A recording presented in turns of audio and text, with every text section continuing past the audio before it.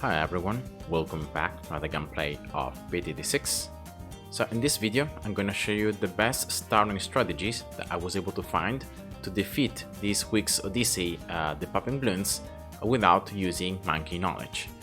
And now this is the crew I'm using. Unfortunately, there aren't good early game heroes, and we're forced to use either military or magic towers. And so that already makes this Odyssey a little bit harder. And then on top of that, we're gonna have some pretty difficult settings here, only using a certain type of towers, especially here, for example, only military.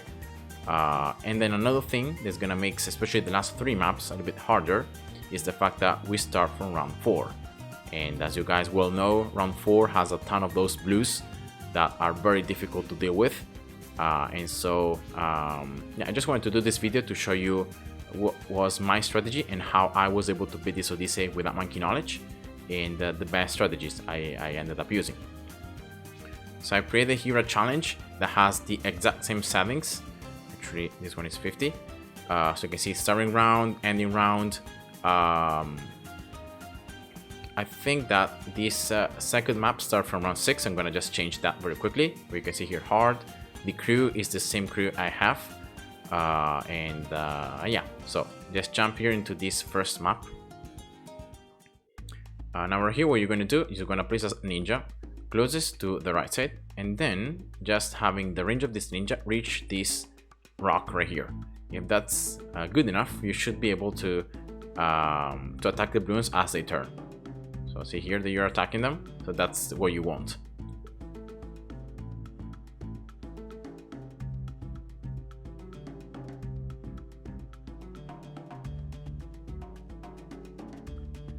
Then here in round 7, you're gonna get the ninja 001 on close. So that's very important because this is gonna help you to pop all the Bloons.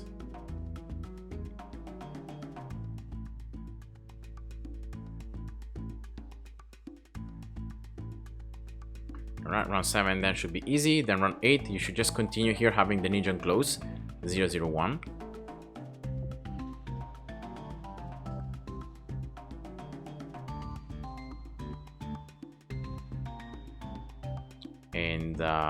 And then when you get the ninja 101, so you have more range and more attack speed, you can set it back to first. And after you get the ninja here 101, it becomes a lot easier, and you're just gonna get the ninja 201, 301, and then you can go with whatever strategy you want, whatever crew you have, depending on if you have a hero or not. And yeah, just remember that this map is magic monkeys only, so you cannot use like subs or snipers or buccaneers. Yeah, so that's just the second map. That's the best start to not lose any lives. And here we're gonna jump into the third map that is Haunted. This one right here, starting from round 4 in this case. Oops. You should have the full amount of lives if you follow the strategy on the second map. And here you only have military towers, so you cannot use magic towers. And therefore here the best start is to actually place a buccaneer in this top left corner on strong. This is gonna actually allow you to pop every single Bloon. So yeah, because of the piers, because of you can just pop everything. Then here you're gonna set the buccaneer on first and get it 001, and this is gonna be enough to pop everything in round 5 and round 6 as well.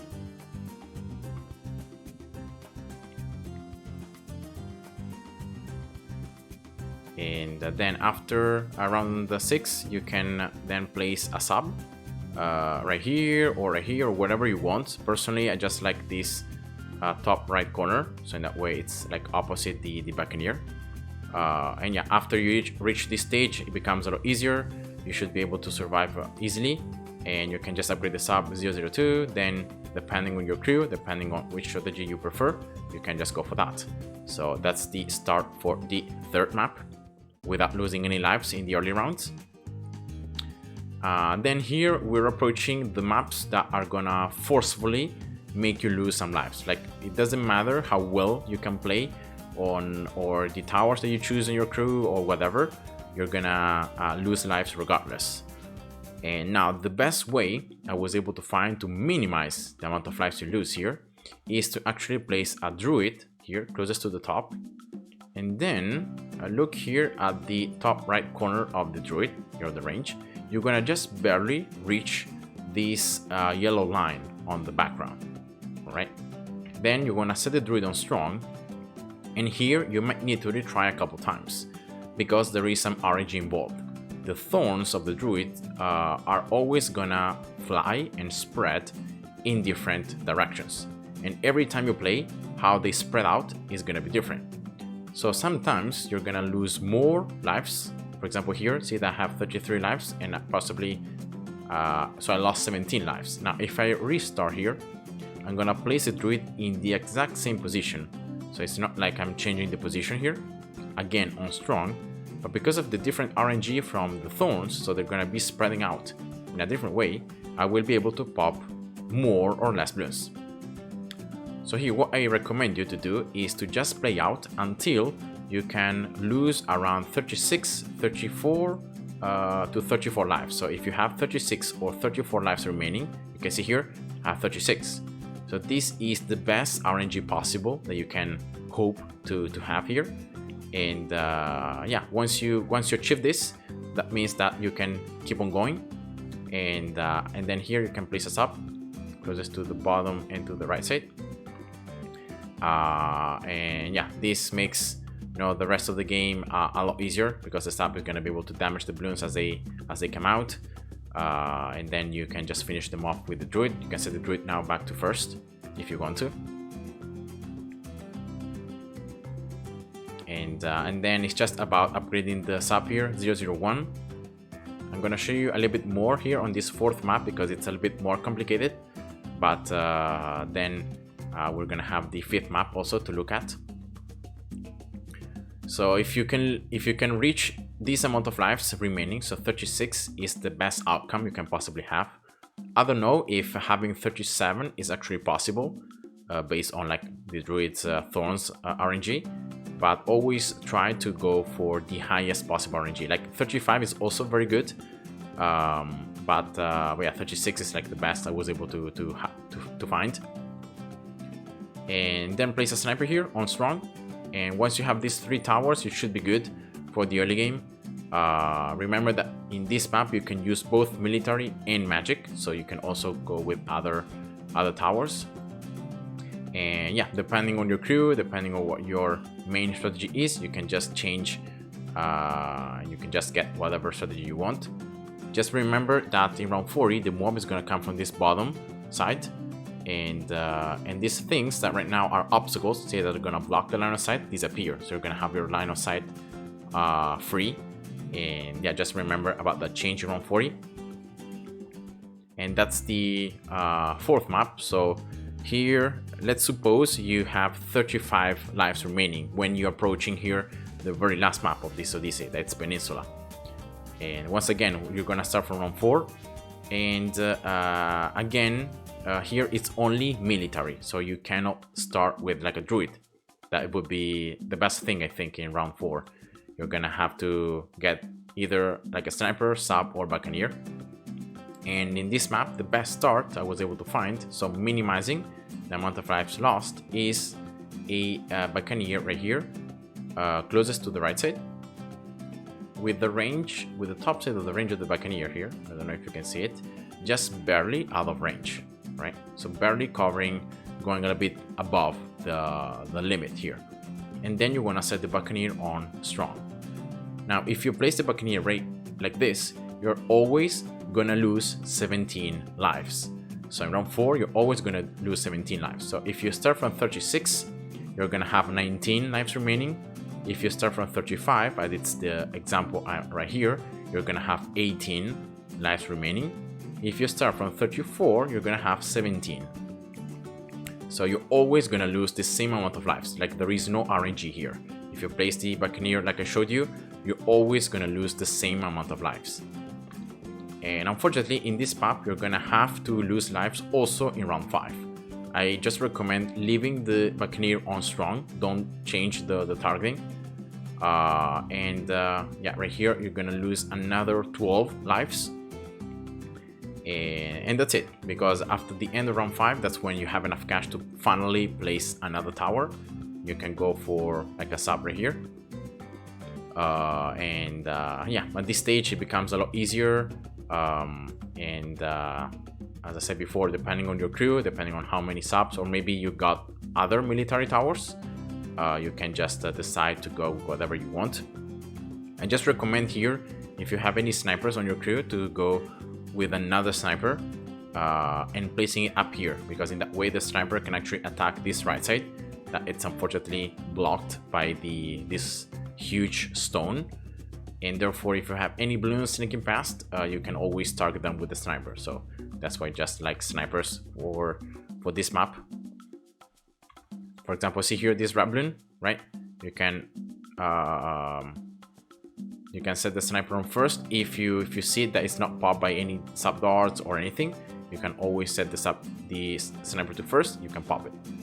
So yeah, that's the start for this last map. Unfortunately, here is the map where we're gonna lose the vast majority of your lives. But that's once again because of the force crew and because of the fact that you cannot even start with a good hero for the early game, and you start from round 4. So yeah, this is it. After this, as I said before, you can go with whatever strategy you prefer that is going to help you to survive. I recommend here to go for subs, because it's going to be the easiest way to have, you know, to cover a lot part of the map with advanced intel, to have good damage with herbo darts, and then you can always get the sniper with lab balloons, to pop lab balloons and to pop camos, and then you can get the Buccaneer like 002 to also give camo detection to the sub. Then you can place Churchill if you want to. You can remove this thing right here and you can place Churchill, or you can place like more subs. You can just go with whatever strategy you prefer or you might think is going to work. Just be careful about round 40, because you're not going to really have a lot of time to attack them up with the subs. And actually here I'm going to show you like my personal strategy until round 40, because I think that is going to be helpful for all of you.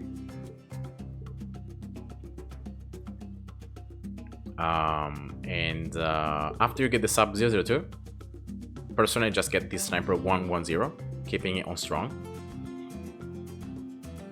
And then I get the sub 202, so I can exploit this range that the Buccaneer is giving. And you can see that now the sub is attacking a lot sooner and is doing a lot more damage. And now the next thing I do is actually I place Churchill. I like Churchill as hero, the fact that I can pop lab balloons. I have his level 3 that deals extra damage, and the fact that it has camo detection and so on. So I just, you know, like Churchill as hero overall, even if it's so expensive. So I remove the little obstacle here on the rock, so I can place Churchill as fast as possible.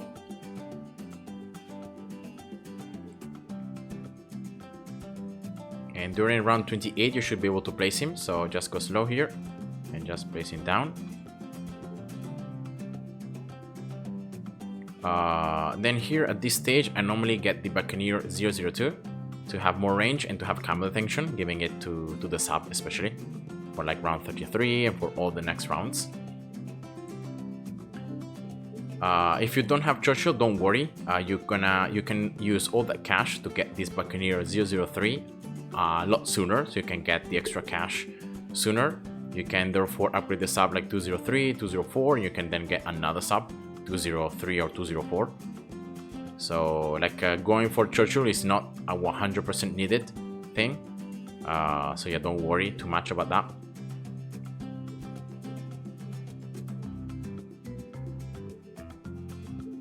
Alright, so here I'm gonna just get the Merchantman. Try to get it before the round ends so you can exploit the extra cash already.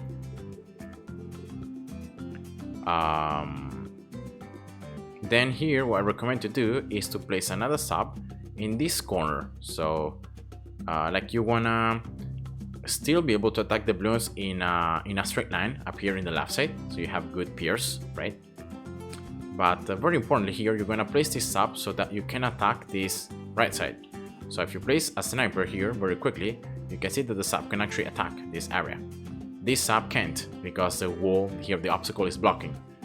And that's why I recommend to upgrade this second sub.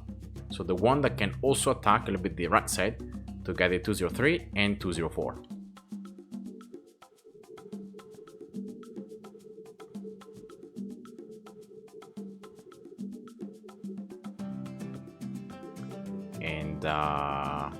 And then here I'm gonna just show you around 40 how to approach it. Get the sub 204, get it on strong, very important. Get this sniper 120. And here Churchill's level 3, and then very quickly place a sniper right here, and this sniper should be able to either give a little bit more range to the sub, or also the sniper is going to be able to destroy those few Bloons that can sneak past. And you can see that it's always very easy.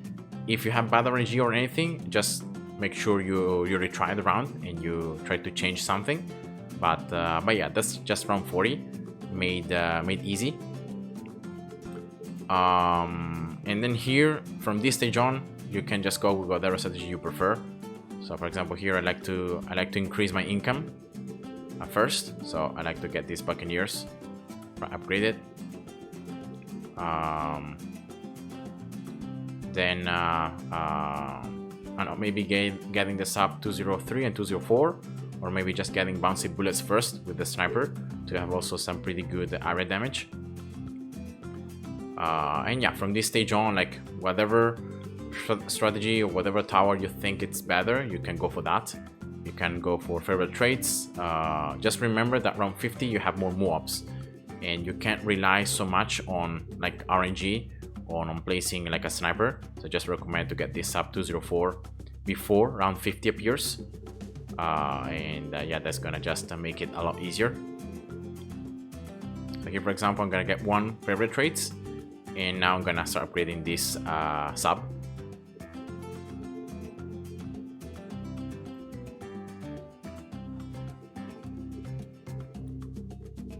So that's my personal approach here to this very last map.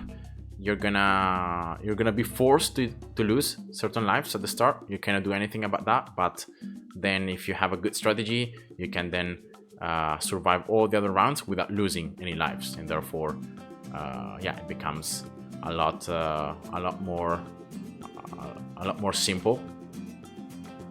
And yeah, so that's just it. This is just a video I wanted to show you to just give you guys tips on how to use the best start for this Odyssey, so that you can beat it without monkey knowledge. So as always, I hope you guys enjoyed. Thanks for watching, and see ya. Bye bye.